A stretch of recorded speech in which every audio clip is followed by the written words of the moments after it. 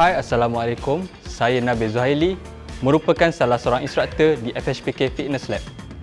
Okey, apa yang menarik di makmal kecergasan ni? Dilengkapi dengan pelbagai mesin dan equipment seperti treadmill, upright bike dan chest press. Selain itu, kami juga menawarkan pelbagai program yang menarik seperti personal trainer dan membership.